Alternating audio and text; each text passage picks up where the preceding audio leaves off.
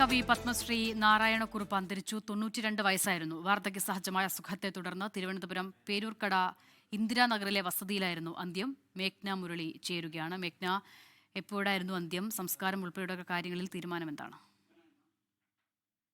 അസിത, അരനൂറ്റാണ്ടിലധികം കാലം കവിതയിലും അതുപോലെ തന്നെ സാഹിത്യത്തിനു വേണ്ടി മാറ്റിവെച്ച വ്യക്തിയാണ് പി നാരായണക്കുറുപ്പ്. 92-ാം വയസ്സിലാണ് അദ്ദേഹം ഈ ലോകത്തോട് വിട പറയുകയും ചെയ്യുന്നത്. വാർദ്ധക്യ സഹജമായ അസുഖങ്ങളെ തുടർന്ന് ചികിത്സയിലായിരുന്നു. തിരുവനന്തപുരം പേരൂർക്കട ഇന്ദിരാനഗറിലെ വസതിയിലായിരുന്നു അന്ത്യം. സംസ്കാരം നാളെ വൈകിട്ട് 3:30 തൈക്കാട് ശാന്തി കവാടത്തിലാണ് നിശ്ചയിച്ചിരിക്കുകയും ചെയ്യുന്നത്. കേരള സാഹിത്യ അക്കാദമി അതുപോലെ തന്നെ ഓടക്കുഴൽ, കേരള പാണിനി, വള്ളത്തോൾ പുരസ്കാരങ്ങൾ അദ്ദേഹത്തിന് ലഭിച്ചിട്ടുണ്ട്. കവിതയ്ക്കും നിരൂപണത്തിനും കേരള സാഹിത്യ അക്കാദമി അവാർഡുകളടക്കം ലഭിക്കുകയും ചെയ്തിട്ടുണ്ട്.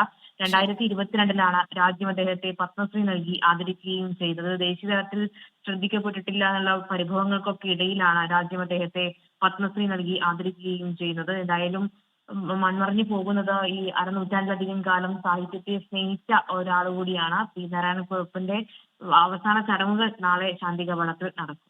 ശരി, മേഘ്ന മുരളിയാണ് വിവരങ്ങൾ നൽകിയത്.